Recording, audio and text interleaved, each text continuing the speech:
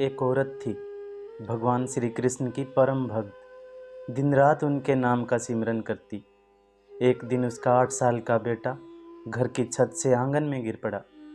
अपने बेटे को खून से लथपथ देखकर उसके होश उड़ गए।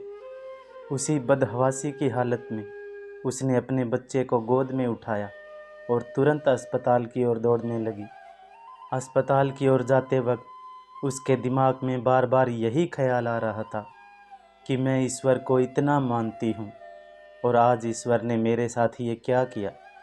उसने भगवान श्री कृष्ण को उलाहना दिया, हे कान्हा, दिन रात मैं तुम्हारा नाम जपती हूँ, फिर भी तुमने मेरे बेटे के साथ ये क्या किया। इसी उधेड़-बुन में वो अस्पताल के निकट पहुँच गई। डॉक्टर ने तुरंत उसके बेटे का इलाज किया और उसे तसल्ली दी कि ज़्यादा चोट नहीं लगी है, जल्दी ही उसका बेटा ठीक हो जाएगा।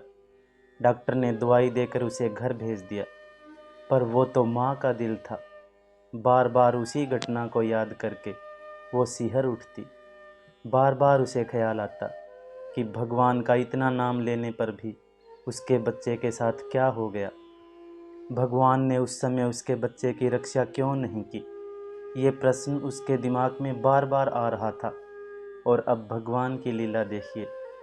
उसी समय टीवी पर किसी महात्मा के प्रवचन आने लगे जो कह रहे थे, ईश्वर किसी पर आने वाले कष्ट को रोकते नहीं हैं, किंतु उनके नाम सिमरन से ईश्वर हमें इतनी शक्ति अवश्य देते हैं कि हम आसानी से उस कष्ट से बाहर निकल जाएं। ईश्वर हमारे मार्ग को सरल कर देते हैं, इसलिए नाम सिमरन करते रहना चाहिए। उसने जैसे ही इस प्रवचन को सुना, उस दिन का सारा घटनाक्रम उसकी आंखों के आगे आ गया। उसे ख्याल आया कि उस दिन जहां आंगन पर उसका बेटा गिरा था, वहीं बहुत दिनों से एक पाइप पड़ी थी और एक दिन पहले ही उसने वो पाइप वहाँ से हटाई थी। ये सोचकर उसका मन सिहर गया कि अगर वो पाइप अभी भी वहाँ पड़ी होती तो उसके बेटे को कितनी ज़्यादा चोटें आती। इसी उधेड़-बुन में उसका हाथ अपने पेट पर गया और उसे याद आया कि अभी कुछ दिन पहले ही तो उसके पेट का ऑपरेशन हुआ था। वो तो एक बाल्टी भी नहीं उठा सकती थी, लेकिन 20-22 किलो के बेटे को गोद में उठाकर आधे पौने किलोमीटर दौड़कर डॉक्टर के क्लिनिक कैसे पहुंच गई। इतनी शक्ति और हिम्मत उसमें कहाँ से आ गई। उसे ये एहसास हुआ कि ये अवश्य उसके कान्हा की कृपा थी। उसे एक बात का एहसास और हुआ, डॉक्टर साहब जो 3 बजे के बाद हॉस्पिटल में नहीं होते, उस दिन वो 4 बजे के बाद भी हॉस्पिटल में थे, जिसके कारण उसके बेटे का समय पर इलाज शुरू हो पाया। क्या पता किसी ईश्वरीय शक्ति ने ही उन्हें रोक रखा हो।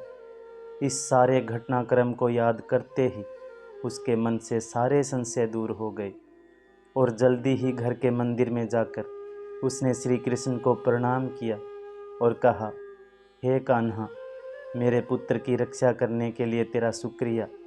और वो फिर से श्री कृष्ण के नाम का सिमरन करने लगी। दोस्तों, जीवन में जब भी कष्ट आए तो ईश्वर के प्रति अपने विश्वास को एकदम से डोलने मत दो, क्योंकि ईश्वर हमारे कष्टों को दूर नहीं करता।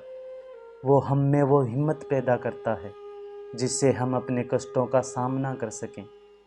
वो हमारी हिम्मत बढ़ाने के लिए हमेशा हमारे साथ होता है।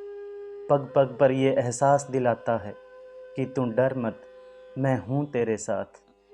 ईश्वर कहते हैं, उदास न हो, मैं तेरे साथ हूँ, सामने नहीं आसपास हूँ।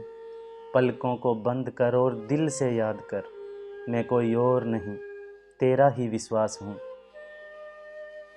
फिर मिलेंगे दोस्तों अगली वीडियो में।